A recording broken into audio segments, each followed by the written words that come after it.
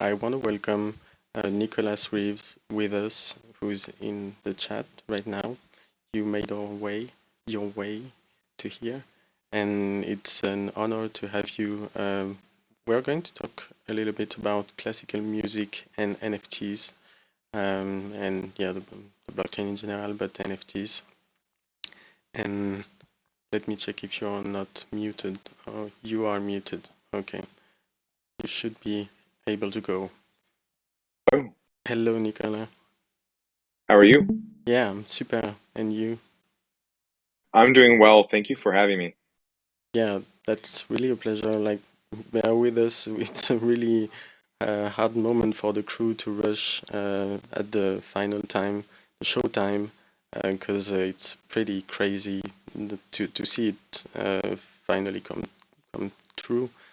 And yeah, it's hard to manage everything that's going on and at the same time enjoy everything to its real value. I think in the future, in the following months, we'll look back at the stream and be like, wow, that's insane. So I'm very happy. The idea was to, join the gather the different actors from this music community that we, from last year, identified pretty clearly through different initiatives, success across the blockchain. And you were a part of a big one, one that I had the luck to participate to, thanks to Kony Digital, was the launch of Async Music, the programmable music with NFT, which is a new medium to simply, enjoy music. The principle is simple, is that you can have the stems of the music as a separate NFTs, and collectors can play with the different stems and pretty much compose the music in real time, updating, with their favorite part. For example, you can have, 10 version of a drum set, and then the collector decides if he wants, the jazz drum set or the electronic drum set to the final song, and then multiple collectors can interact like that over the same song, and every day, the song sound differently. And so we had the luck to be part of the very first, creation of piece work of art on this medium, and that's a lot to deal with because that's really a new way to think about music, about creating. So that's quite perturbing, quite confusing at the beginning. But I mean, we made it, just by making choices to go simpler for the first run, and then we'll see. I saw already the second run of the second drop, so it was already a little bit more complex in what people pushed thanks to the first drop and the time in between, so that the second wave could inspire and maybe push the concept a little bit further. And so I'm really excited in just two drops, it evolves that quick, like in a year from now. Um, yeah, I think we are going to witness pretty astonishing content, not content, but art being created with this medium. That is, we probably underestimate the power of these pieces in the future. So this was for the introduction, and as you created the classical music piece, you are the composer of Betty's Notebook, one of the pieces from the first wave. You had the pleasure to get your head around it and to see this new medium and how that works and how to deal with it. But from the classical music perspective, as that's where you that's your world, if I would say. I don't want to misuse with misspell with fatigue. And so yeah, I really was curious because I always were impressed by the technicity of your work and the depth of it as well, because I maybe people don't know, but I had a classical music background, and that's what helps me appreciate, but also sometimes work as a producer, thanks to this knowledge and this appreciation and this experience.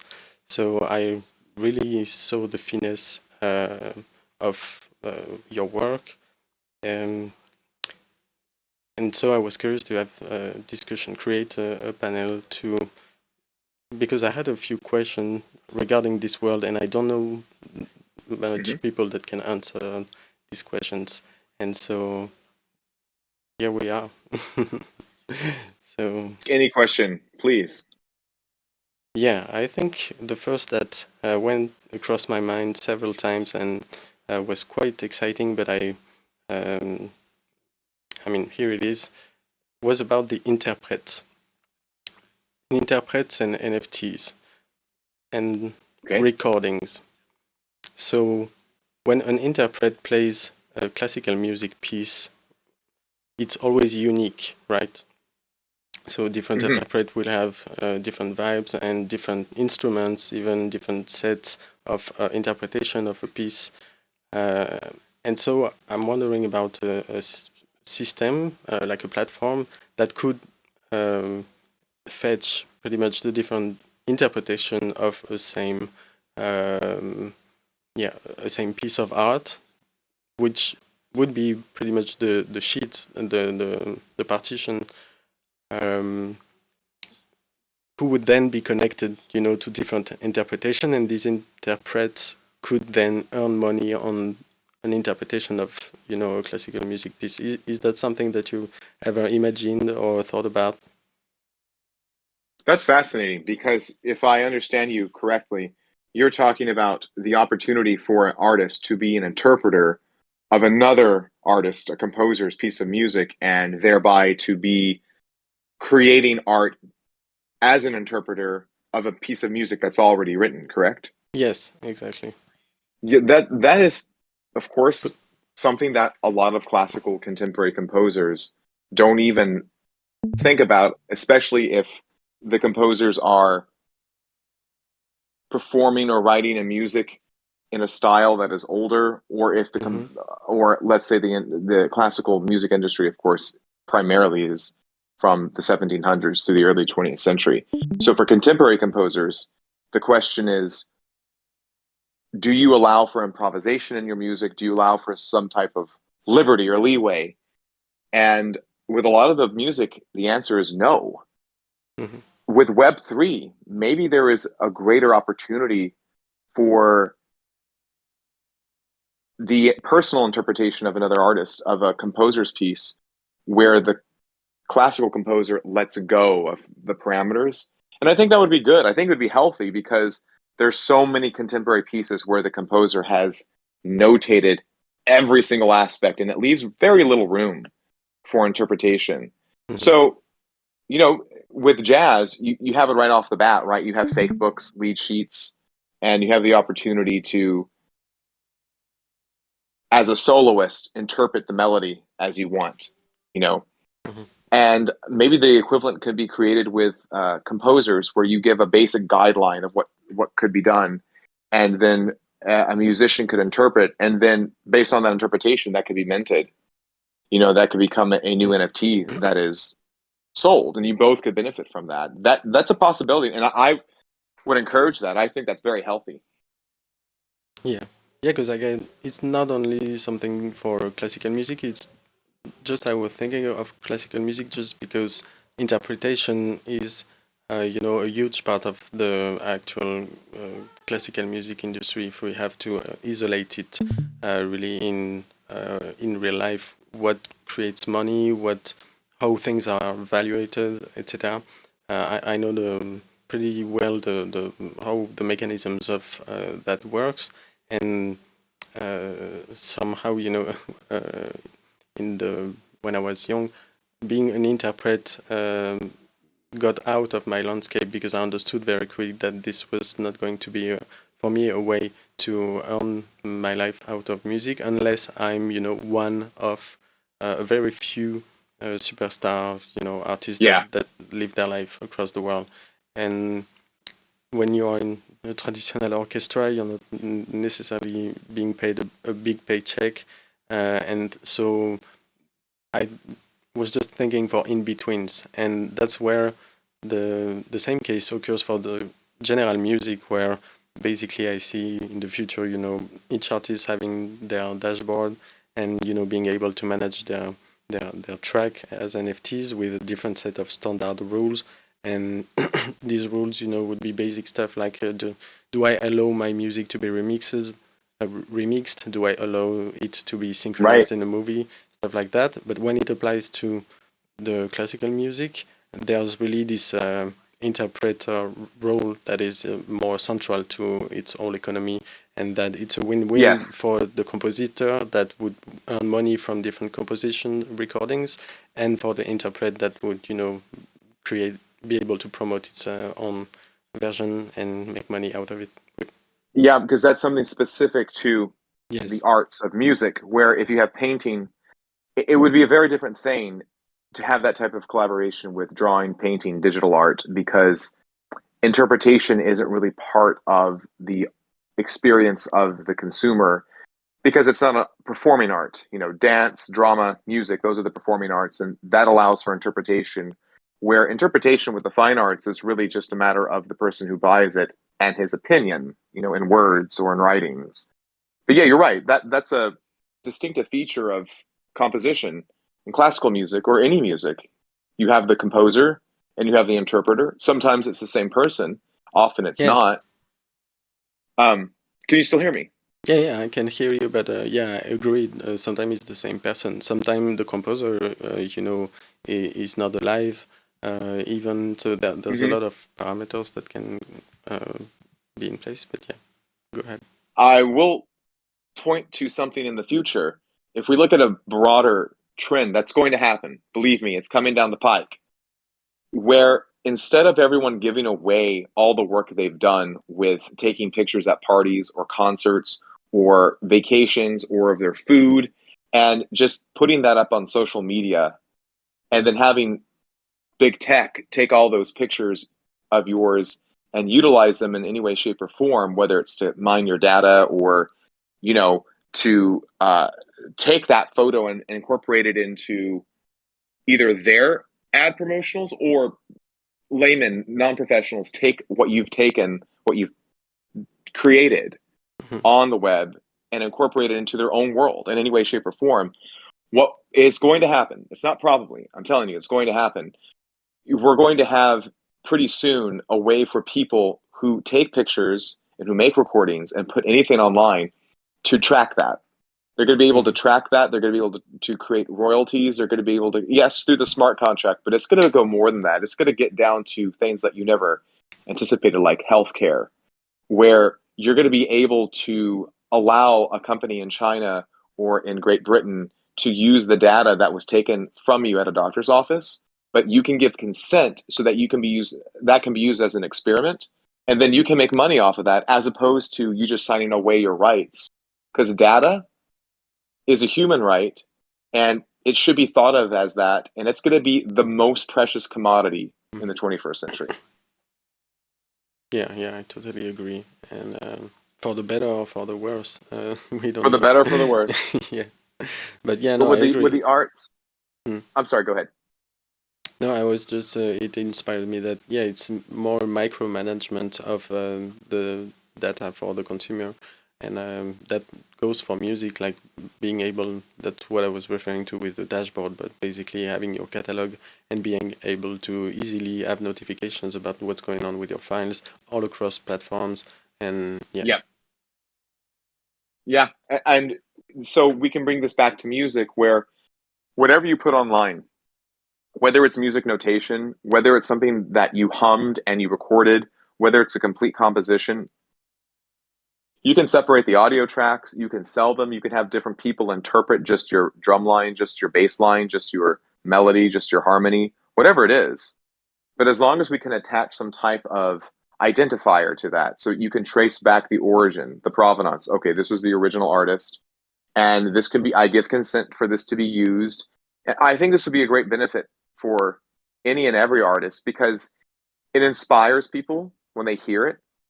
The interpreters then can use that as a springboard to create more art.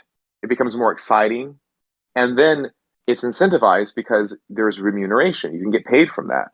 And that's really the biggest piece of the puzzle that we all know that's missing, right? Everyone keeps talking about the record industry being broken, which is Hmm. true.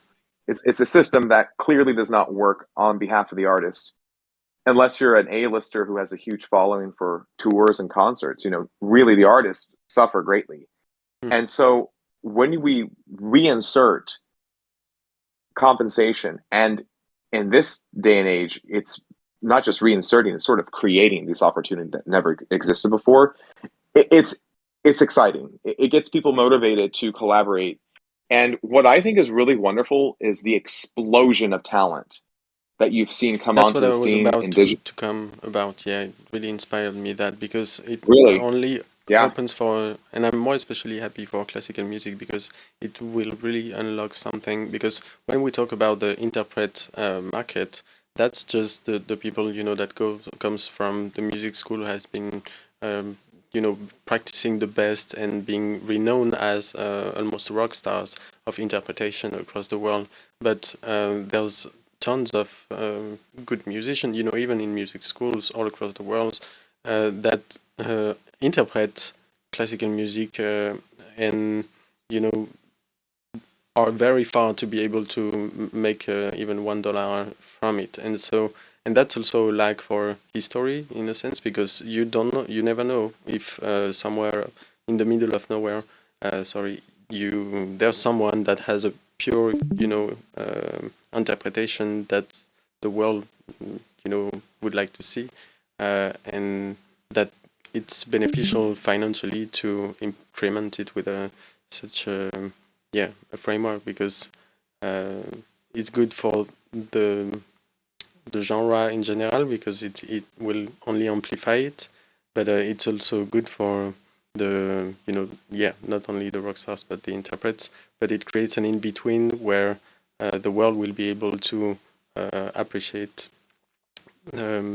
this sort of hidden Yes, range of exactly. interpret that exist in the world but has no access to the the market. They do things on internet, and YouTube is a good example of interprets that can blow up just because there are no one there in the middle of nowhere, but they just Sure. have a feeling and interpret a good shit very good. And so uh, yeah, that is beneficial for classical music, because everyone would be able to monetize it, and keep the passion growing, and the whole history. It is. It is. Even before COVID happened, the classical arts, I can't speak for Europe, but I can certainly speak for the United States, was already going on a downward trend in terms of the size of the ensembles and the amount of ensembles.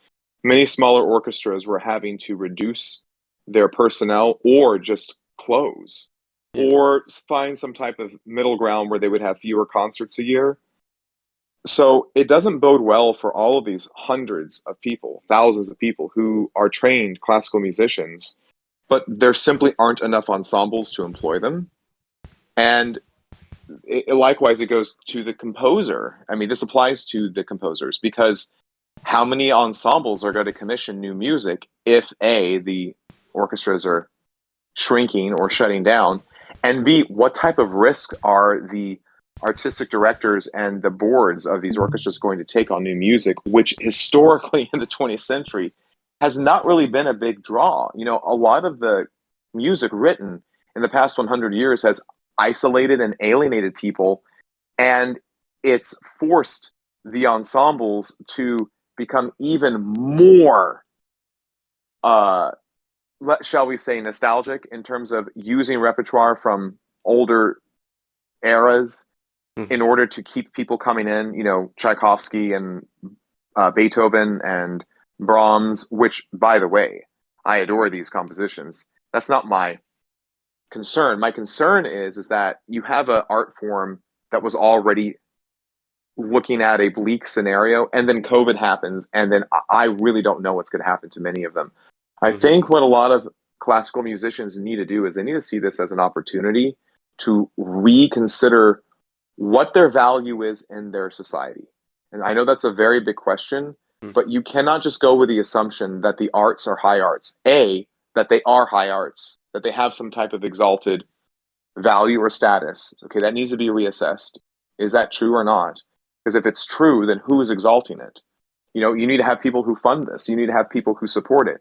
And if that's becoming less the case, then it begs the question, how high is this art? B, what type of, who wants it? Who's your audience? And C, how do you keep doing this at a level where it becomes financially sustainable, where you can make a living as an artist? Because we sacrifice so much to just become good artists, not going out, not having nice things, paying for the lessons, making the commitments to your art as opposed to friendships and relationships and family, etc. And then at the end of all of that, your journey has nothing waiting for you financially. So those three questions need to be asked by every classical musician. What's the value in the society? Who is your audience? And how is this going to be financially sustainable? How can you keep producing at a level where it is appreciated by people and then you receive compensation? And my concern, Mighty33, is I don't know how many classical ensembles are going to take advantage of this. I think it's going to be a lot of individual classical musicians who do this and who see classical only as a description of their training, but not in the music that they write. It's just a description of their technical ability. But to use the term classical composition anymore, really, to me, puts you not only in an artistic prison, but it gives you the impression by people around you that you are old-fashioned and you are irrelevant, and that really needs to be digested by classical musicians. So I'm hoping that we see the trend come about in Web3 with individuals in the classical space, chamber groups, maybe trios, smaller ensembles who really just take the initiative and are gung-ho. The larger ensembles, they have so much more to lose. They have their budgets and they have to stay true to their audience, and their audience, most of these people, I don't even know if they know what an NFT is. And that sounds a little, unbelievable at this point, but still, I mean, most people have no idea what this is. I was part of a panel discussion to help educate classical musicians about what NFTs are. And I was that person 11 months ago. It's really made me rethink what needs to be done. I think what you're going to see a lot of, Jeremy, are people who just try to fit a square peg into a round hole. They're just going to take something from the classical space, try to throw it into the NFT space and think, okay, now we're contemporary. Now we are hip and we're going to be Web3 and, let's take the world by the storm, where it's just, new wine into old wineskins. It's not really thinking about Web3. And when you talk about that async launch, that really made me have to reconfigure my Peace Betty's notebook so it worked as programmable music. And I know Achilles of is it HTMLD? HMLTD. Yeah. HMLTD. Thank you. He had to do the same thing because I know he listened to his mixes a lot. And I'm sure that was your experience too, of just making sure that you weren't porting something in from the hip hop world or whatever world you're going to consider your art from, but that you actually made it for the NFT space. What are your thoughts on that? Yeah, that sounds interesting. Several things across this. Like, I agree with you. This has, to me, a lot to do with adaptation. And of course, everything that's done today, to me, cannot really be considered as classical music. When I talk about classical music, I more talk about, this whole back catalog of pieces that will continue to live throughout the years and in different forms throughout the society. And giving a chance for people that want to take this route, to perpetuate this catalog and continue to interpret these pieces, to have a room, and that with NFT. But it's like in the industry, the bigger you are, the hardest it is to Yep. move. And so, Yep. yeah, big orchestras, etc., are probably slower than a pianist Sure. in his room. Yep. And but I also believe that new generations will naturally see the opportunity where from people that haven't heard of NFTs yet, and has been having a professional career within the classical work to interpret the classical catalog. So Uh, let's talk about that. I want to talk it's about gonna what be you just harder brought for up them. right now, Yeah, if you don't mind. yeah. Where a newer generation, so that can be cliche. We always talk about the youth, the future, and they're going to change everything. It's just inevitable. Mm. Younger generations are going to have a different perspective, and that's both a good and bad thing. It is what it is. It's just a fact of reality. However, adaptation is necessary, and it will be the younger generation who doesn't have the same type of value set and who sees that it's okay, it's fine to adapt. And they also may find that it makes far more sense for what they want to do in a world where they're going to grow up in a world not only where there's internet, they're going to grow up in a world where there are surreal digital spaces that are part of our daily life, not just to play video games, but just to buy groceries and go to the doctor and talk to your parents and do work and go to school. And I think this is going to have a profound impact on the classical artists who are going to uh, advance the art. And I'm going to let you speak now because I could keep going, but I want to know your feedback about that. Well, I saw the news about Meta, but being the head into the organization of the MVMF, I didn't quite took the time to you know zoom out on this and actually realize the real impact. It's like inside of me, I realize it and start to let a few questions pop in my mind to see without thinking of it what naturally comes. And one of my main concern is yeah, this kind of spiritual battle where Facebook try to make believe that Meta is the one and only one metaverse, and keep people inside of it, while people doesn't realize that there is an actual real decentralized metaverse out there. That it's not the Sure. real definition of the metaverse, and that's my main fear for that. Yeah, Yes. but yeah, no, I agree with everything you said, and yeah, I think I will require more time to get into this topic more specifically. But actually, there's a last thing I wanted to talk to you about because I've been noticed by someone I know about a project. I don't know if you know the CNAM in France, which is the Conservatory of Art and J- Jobs, but it's not jobs. It's like the highest conservatory of engineers in France. Okay. That is Hmm. locked to that is in connection to the state, the government, etc. And that's where it's a school for the highest engineer. Yeah, and so there they are running programs across Europe and the world for education, and also they are supporting multiple projects across the world Aha. in which they are involved because they have high engineers out there, and in all domains. I mean, it's very various the projects they are connected to. But one I've heard about was interested, and maybe I don't know yet, but I was invited to maybe advice on it, but I don't know where to position myself yet on such a project because it's a connection between 8 countries.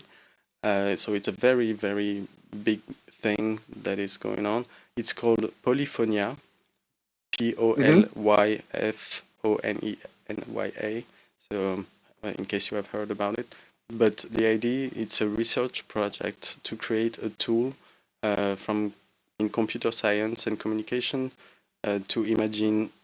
They say to imagine the soundtrack of tomorrow, but the idea is to create a tool that will pretty much allow to reference the whole history of music since the 10 past generations, from Interesting. Gregorian chant to everything that's happening today, like a giant database that Wow. would be able to be complete. And yeah, at least I don't know if you would be able to listen to the tracks, but actually, at least on the database form, a real reference and a representation of the history of music, and then to use that data to maybe compose music. Or I can read it to you, one of the description of the Yes. project. But yeah, Polyphonia is a 3 million euro project funded by the Horizon 2020 program and of the European Union. The aim is to recreate the links between music, people, places, and events from the 16th century to the present day. Okay, so it stopped to the 16th century, but that's already a lot. And these results will be accessible to all in the form of an interconnected global database and will improve our understanding of European musical heritage. So that's the test project, and I believe if they succeed, they can extend it to earlier and to the world. But yeah, that's what it's about. Um, That's interesting because it sounds like they're trying to create a classical repository of metadata. yeah, And from that metadata, you can learn about historical moments in music. You can try to see the trajectory of how one thing in one era led to another thing down the road. And also, I'm sure what they're going to do, or what they could do, is based off of the different classical compositional styles. Because you said it goes from Gregorian chant to the 1600s or 16th century. no, it's from the 16th century to today. Oh, 16th century to today. Well, if you okay, then that makes a lot of sense. If you're talking about Renaissance polyphony, ergo, I'm sure their title, Hmm. polyphonia. Yeah, Anything, Palestrina, Victoria, Gesualdo, etc., all the way through today. Those are the sounds and harmonies and consonances and dissonances that we like. Things earlier than that, we probably wouldn't be so hip to, like Macho, just because the harmonic voice leading isn't what we're used to. But I'm sure what they can do is have AI learning programs take the trends and styles of different composers and learn them and then compose music from that. And that's actually been AI that's existed for a while now. I yeah, think I've heard this type of AI that's existed for the past 10 years. However, what they're doing, I think, is quite interesting because they're actually going through the rigor of putting everything in one space. hmm, And that's profound because I think that's going to change the way we think about history because it's going to change the way the yeah, yeah. I narrative is agree. presented. Mm. If we present the narrative always in book form and lecture form in a university, that will create one type of perception. If we have documentaries, that creates another type of perception. But I think this type of instantly accessible at any time of day database, where it's neither dependent on a live lecture nor a documentary being made, where it's just raw data that's been presented to you and someone has to guide that story, it's probably going to help us to see some things that were missed maybe in the past. Because A, it's very hard to leaf through a book and get the summary of everything. And B, with a documentary, when you fast forward, you're only seeing bits and pieces of images. So what this could probably do is allow us to travel on a machine that goes, 1,000 miles an hour. But in that journey, we're going to be able to understand what we're seeing from one century to the next century with greater ease because of the ability to use digital research. And that's one of the things I found when I was writing my thesis. I can't imagine the people writing their theses, like in the 70s or 60s, where everything was card catalog and you had to do everything by hand in Hmm. terms of research, where all the journals and articles are available online today, and that made the process faster. But I think our perception of music history is going to change with how we present the history. Yeah, yeah, no, I totally agree. And while we were talking, that's what I was trying to imagine. Yeah, how we might learn so much with such tool that we finally have, but in centralized places, and that doesn't benefit, not accessible to anyone, not really accessible to the internet yet, like a Correct. new scale of database. And this one is leading the way clearly for music, because that's not an easy task to, if you want to lead to such a catalog. And that's why it's a collaboration. The pilot is between 8 countries, because it's an implication between different. Sorry, I'm looking at the partnerships, but yeah, different ministerial that includes not museums, but very. I sorry, I don't have the name, but I saw them. Give me just a second to find it back, but. Yeah, for example, the heritage of Italia, um, Hmm. or Amsterdam, like they partner with collections of music institutes in Amsterdam or in the different countries. So they really are partnering with the people in each culture that is susceptible to have collected the most amount of data so far and be able to work together on such a project. So that's really a big scale project. Like I told, $3 million, €3 million. So yeah, I'm quite excited about it. I just wanted to mention it to you because it's a good example of that highlights the perspective for all of us, the music industry, but also everyone in the future music economy. Because I don't really use music industry for what we are doing. Uh, Well, that's a good point. Yeah, because this isn't dependent on the music industry. This is just done yeah, by yeah, cultural, historical resources from European nations, which is yeah, great. absolutely. And this is the type of tool that, yeah, it is cultural, so it belongs to the culture in terms of accessibility. So that's why combining the accessibility of the tool to an audience, an open audience, and not limited to institutions or centralized Hmm. parties, can You yeah know, really create new things that are. Will be interesting, like not even talking about combining AI to that, and then yeah, see what they talked about in their line. Hear the music of the future. I mean, yeah, once you have this database, you put a few computer working on it, and you might hear interesting things. this really makes me think of what is the connection musicians have to their past. And this is one realm where I think classical musicians can be of service because so much of a classical education is dependent not only on the past, but knowing a huge amount of it. Let's say 1,200 years of it or so. The past 500 years is really where we get the amount of music, the majority of what we perform. But the bulk of it is really 1,200 years old. And just to think about that, how hard it is to wrap your mind around that amount of time, but it gives you greater appreciation about where you came from, looking at origins of a tradition. And I think this could really help inform non classical musicians. Yeah, Yes, in the Web3 space, because I think they could do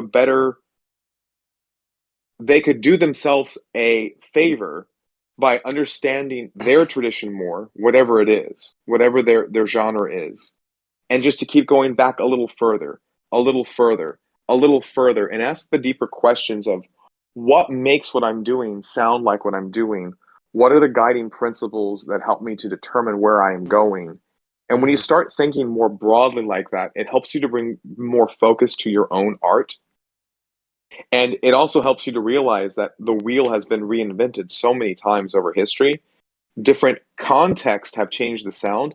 But if you look at one of the motivating, no, one of the most influential factors in music recently has been technology. And you look how music has really blossomed and grown greatly since the advent of modernism with modern technology. Yeah. And that fusion of the two has taken a longer than it should have, meaning of classical technique with modern technology to come together and to be of service. But it's going to greatly affect our perception of what music is. And also, it's going to create more isms and fads that happen at a faster pace because the technology is just infinite. You know, it can produce what you need to produce. Where if you're using an instrument that was created by Stradivarius, you know, in the 1600s, there are certain restraints that you have that to that instrument that you can't really go beyond, even though it's a violin is versatile.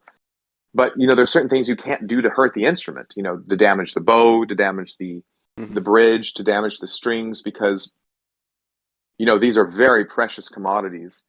To Yeah. think about creating new instruments and to think about creating new ways of sculpting sound in a live context, Mm. that's all aided by technology, and I think that's going to help inform the classical musician moving forward. But I also think looking back is going to help the contemporary pop musician, EDM artist, hip hop artist to understand, you know, what informs their music and to see the deep roots that led them to where they are. I think it could also enhance their art form and make it richer. Mhm. Yeah, and to circle back to what I was saying a little bit earlier, is that for mm, the newer generations, of course, they will, do their own music. But if they go in musical schools, they will still be taught Beethoven or Tchaikovsky or the classical catalog.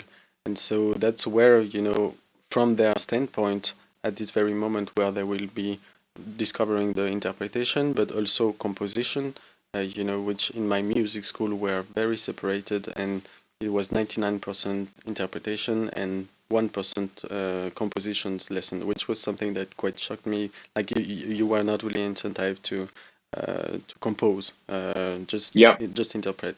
But Yep. aside of that, from the standpoint where you're young, you're still innocent, I would say, about the music economy, and you have this ability to know the classical catalog and interpret it, enjoy the happiness that this very specific thing can procure, um, and enjoy, have a very unique interpretation of something and liking doing that. And so that's where, yeah, from their standpoint, they will ask themselves ultimately, what am I going to do later in the future? I like the new music, music of my time. I have access to it with my computer. I can do whatever EDM track I want. But at the same time, I'm, in music school, learning piano or any instrument or even musical theory, and learning about all this world. Like, I can understand that everything that goes today obviously come from that history. And so if I decide to embrace it and stay, nostalgic of it, and make a living, why not, out of it, then the Web3 space and everything that's going on today, or such tools like Polyphonia, can really create a better connection between the dream and the reality.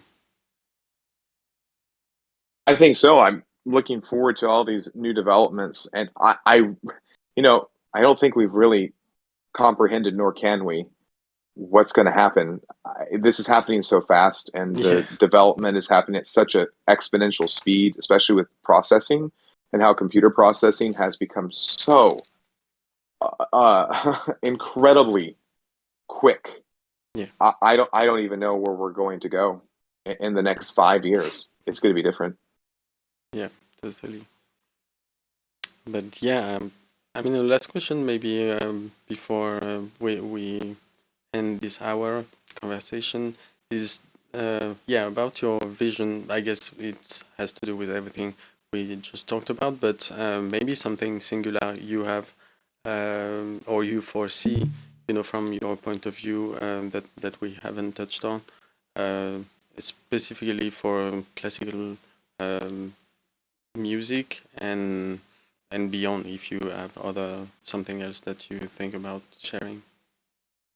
Yeah, I have a few thoughts. It will revisit the three questions I proposed earlier. You know, what's the societal value of what you do? Um, who is your audience, and is it financially sustainable? And one of the things I think is that's very telling about music in the NFT space right now is that a lot of it is dominated by EDM, and you can't deny that. You know, and there's a reason for that. Yeah, It's multiple mute. reasons. Yeah. There's a very strong reason for it, and it's not a bad reason. The reason is because it brings people together, and I think that's a fundamental aspect of any successful music form, any genre of music, historically or contemporarily. That music brings hundreds and thousands of people together, whether it's in a small club or whether it's in a huge stadium.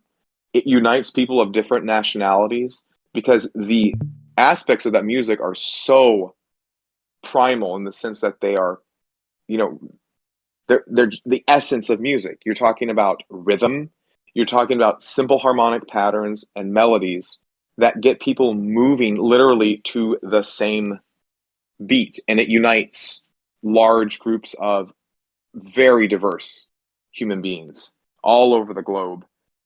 And you can listen to it anywhere you want to because of the internet. You can attend now concerts in the metaverse.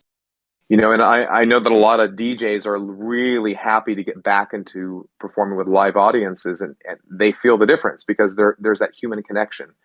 Classical music has to ask itself, how are they connecting to human beings? To whom are they connecting? Are they baby boomers? Is it Gen X? Are they millennials? Is it going to be Gen Z? What type of cohesive element does classical music have? How does it bring people together to be not of one mind, but to share, open your mind at the same time everyone else is to listen to the same thing? A lot of classical music is indebted to the European tradition, primarily from the early Baroque through the early 20th century. We can look at Monteverdi through Strauss, and it was very important for European culture at that time. A lot of the American appropriation of European culture had to do with wealth acquisition and prominence and prestige, showing Europe that America could keep up to them and showing that America was just as important. And it was a race, so to speak, a cultural race. And you see it after the Civil War, and you see it with the Rockefellers in America in the early 20th century, acquiring all of this priceless European art and putting it, in the cloisters in the Metropolitan Museum of Art.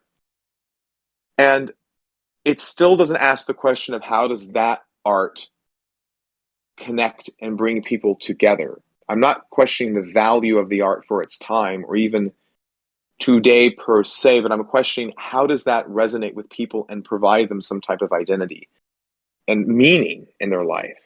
And if that question can't be answered, it really is just a museum. It's worse than a museum. It's a dusty artifact that you have no understanding of, because at least in a museum, there's explanations of what it is and how it's important, and you can see it because at one point it had a certain relevance.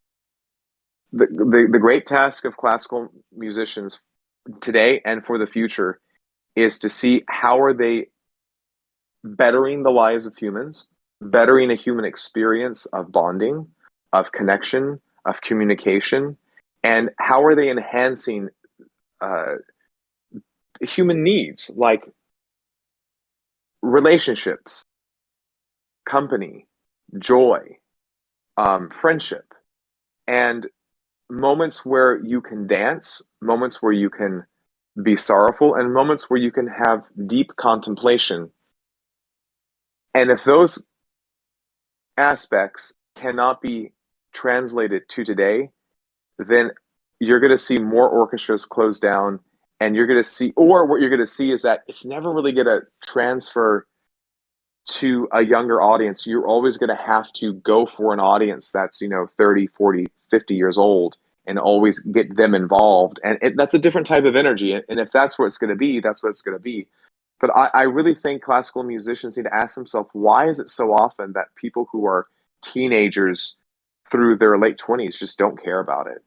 You know, that's a really important question. And it doesn't have to be that way, because you have so many teenagers and 20-year-olds who dedicate their whole lives to it, but you don't see that same type of reciprocal response to an audience like you would at a pop concert. Because in pop music, they figured out what is its value in society, they figured out who the audience is, and they figured out how it's financially sustainable, at least for the industry. And this is where Web3 comes in. Hopefully, we can find how all of this is financially sustainable for every musician. Hopefully, we can find our audience, because it's global now. Anyone can be online. And hopefully, that can bring us closer together. Yeah, I agree, because I tend to believe that the modern music kind of had a response to, or how to say, an impulsive response from the classical music, and is trying to get the other way, where the framework of the future we're talking about during this conversation it's about education. I think these new tools and framework can help reposition the classical music in the society, to the point where when people are a young teenager and enjoying classical music education, can keep they can keep it with them for the long run, because they not only would be able to monetize their composition or whatever they do elsewhere, but also have a side of their life where they can, monetize them perpetuating, classical music throughout an occasion. Sorry, my cat is ripping the door. Uh, you can hear him, I believe. Not a problem. Yeah. And so because hasn't been hypnotized by the Bolero of Maurice Ravel, for example, who to me symbolically is the guy who invented the loop in history. But Kind of true. That's an interesting point, you know? yeah, and there's what we can call, the popular, really known compositions that people will always get enticed to. And so this is about education, that I believe new generation enjoy classical music piece, that they hear on a commercial or whatever. It still has a place. It's just that they've been maybe taught that this is, boring compared to the actual hype. And but Right. that doesn't stop them Yep. to enjoy classical music in a commercial. So it's just about keeping it closer to us, by introducing it back, into the Well, economy and etc. you just made me think of something right now. This will be for a future conversation, but we need to talk about cuisine. Hmm. I'm thinking about cuisine more and more and how it relates to music. And Yeah, a I lot of agree. kids do not appreciate good cuisine. They get it once in a while, but once Hmm. they do, they never want to go back. Music is the same way. And if we had better food and introduced that to humans earlier, and they had that throughout their lives, then they would never want anything else. And I think it's the same with music. If they had better music, no matter what the genre is, that's all they would want. And it wouldn't be about making money, it'd be about satisfying human needs. Hmm. To be continued. Yeah, absolutely. But I really appreciated having this conversation with you. I really wish that later on this very talk can help people understand the importance of NFT, specifically for the classical economy and beyond, of course. But thank you so much, Nicolas. Do we say Nicolas or Nicolas? In Oh, French, we Nicholas say. is fine. In French, we say Nicolas. You can call me Nicola. I think it's charming. Thank you. Okay. But yeah, Thank really you for appreciate inviting your me. time. And thank you for coming to the MVMF, the longest and most tiring event of the Metaverse. but the most exciting as well, because it's really connecting the different actors of the metaverse together to get a better, bigger picture, I guess, for everyone. That's really helpful. And yeah, I'm only seeing so much connections being made thanks to it, and so I see it as an accelerator. And yeah, if it can be an opportunity for us to not only preserve this culture but also help the different fields that are suffering, not only from the recent world events, but also from the lack of organization on the internet. And there's only so much to do. But yeah, that's very exciting, and thank you so much.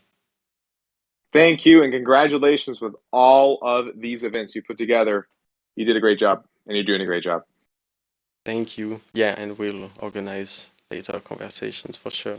I'm looking forward to it, but Wonderful. I would need time to think for new questions because now I'm good for today. Well, I hope you will be able to sleep someday. Yeah, I try to sleep. I've put an alarm trying to sleep like for 2 hours earlier, and I heard none of that after not sleeping for the past 20, almost 48 hours. So yeah, I'm on a new run up to tomorrow, and we should be good for a good week of rest. But yeah, Well, may you get it. You deserve it. yeah, but all of us will deserve a great rest. Of course, I think looking back at this event will be mind blowing, and yeah, I'm already thinking of compilations of the best moments, stuff like that. Like there's a lot to do, and it has a great Wonderful. impact. Okay, I'll let you go. Thank you for coming again. Um, Anytime.